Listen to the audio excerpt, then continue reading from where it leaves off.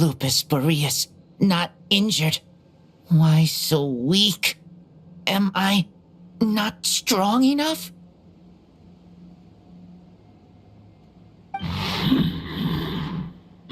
You are not to blame. With your Iron Claw, you successfully blocked their attacks. However, their assault went beyond the mere physical world. They followed my trail from the distant north across the ley lines. They sought to corrupt the territory I protect. But I shall not let them succeed without a fight. We meet again, human Lupical.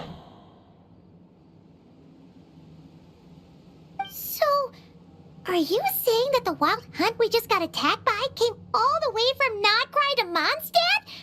How is that even possible? As you know, I stand before you as an incomplete being. I am but one remnant of the god Andreas' soul. The source of this turmoil. I can sense it. It lies in the north. It is the part of me that remains in Nodcry, from whence I came. Huh? Now Paimon's even more confused. How can you be in two places at once?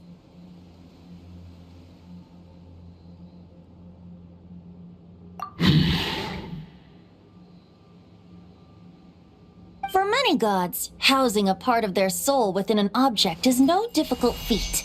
But those who can perform such delicate partitions as this are rare, even among the gods.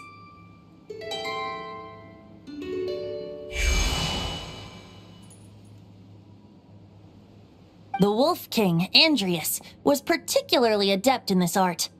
Otherwise, no remnants of his soul would have survived till the present day. Huh? The bard's back?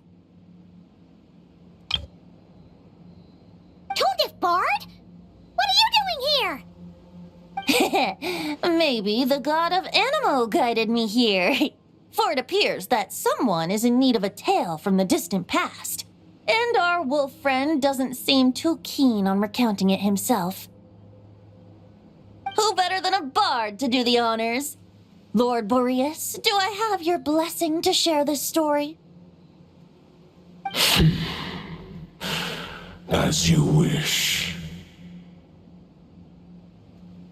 Lupus Boreas wandered the frozen tundra and stumbled into the Seelie Hall. Enchanted by their song, tender as the dawn starlight, and curious about the ways of humankind, the wolf bade farewell to his home and set off for the city to the south. As the high tower crumbled and the fierce winds fell silent, Lupus Boreas, who once had hunted with the storm winds himself, looked within and inquired, was the shelter he provided for humanity really any different from that given by the reclusive king in his tower?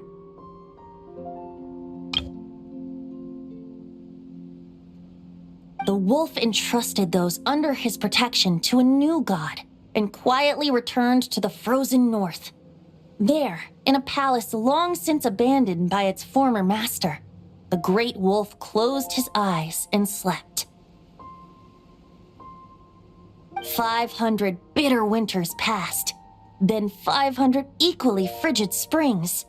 He slumbered undisturbed until a night stumbled in from the cold, just as Lupus Boreas had once done at the Seelie Hall, and awoke him at long last. The night asked the wolf to join him on a journey south, to see once more the land that had all but faded from his memory. The gentle wolf, unwilling to refuse the human's earnest plea, split his soul into two halves and left his home once more.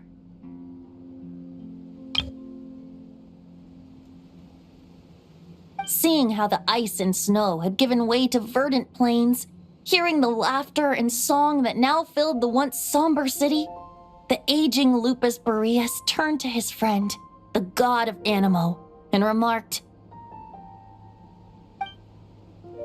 "So, this is the world the humans dreamed of."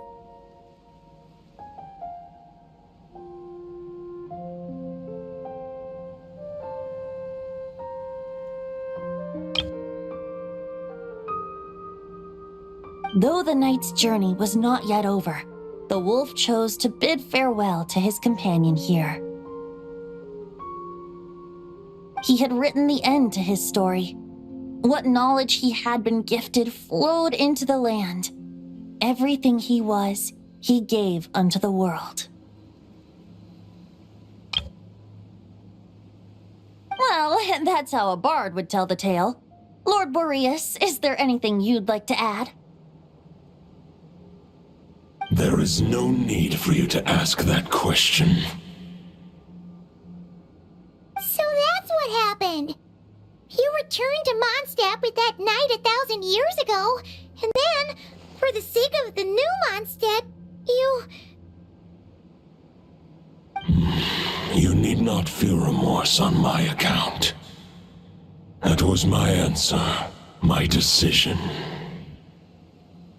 If anyone should feel regret, it is the part of me who remained in Notcry. I fear Andreas has not found peace in his heart even to this day. That is surely why those vile aberrations were able to exploit his weakness, sowing the seeds of all the turbulence that has ensued. But we followed Boreas' trail in Nodcry. We investigated and discovered no signs of instability. Andreas should still be slumbering by the lakeside. Perhaps all the recent turmoil in Notcry has had unforeseen consequences. And there's more. I detect another familiar scent from across the ley lines. A scent that reeks of blood.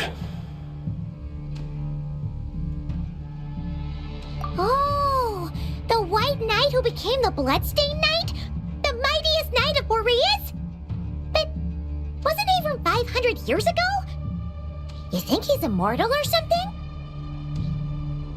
I remember him as just a man. His lifespan should be no longer than any other of his kind.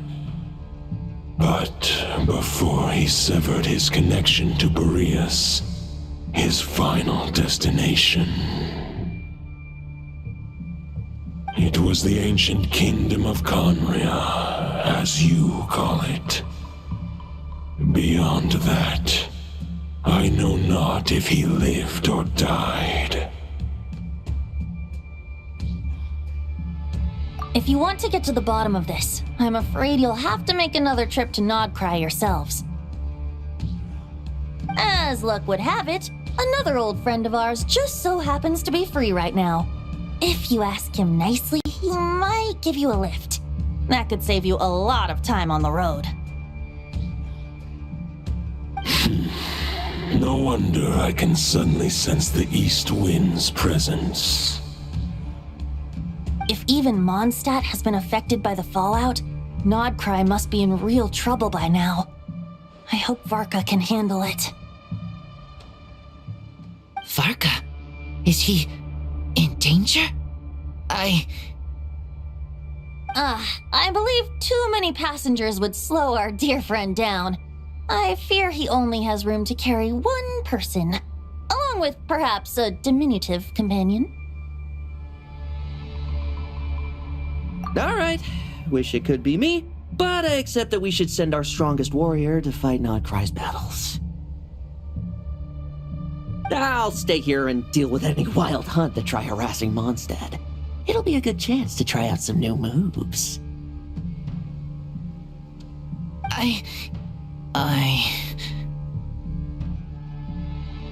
may stay in Mondstadt too. With Traveler's help, Varka will be safe. Razor, give me your Iron Claw.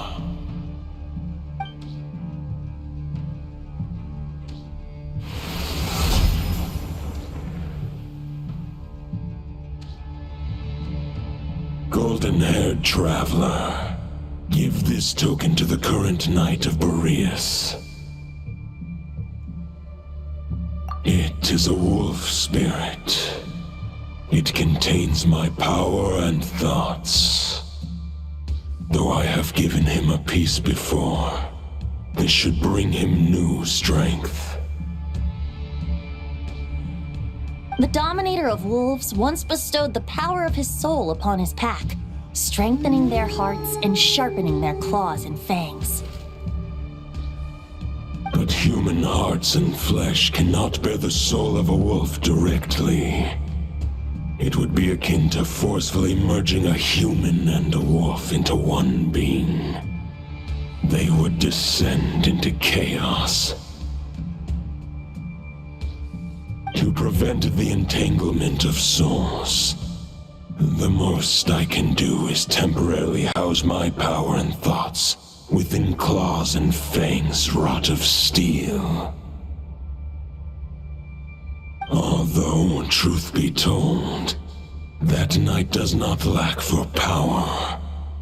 What he needs more is the thoughts within. But I shall leave this for him to explain. The Great Wolf King of the North remains strong for now. Besides, do I not have the protection of my Lupacol? I will protect Lupacol. The North and Varka, I leave to you. Just give me the word whenever you're ready.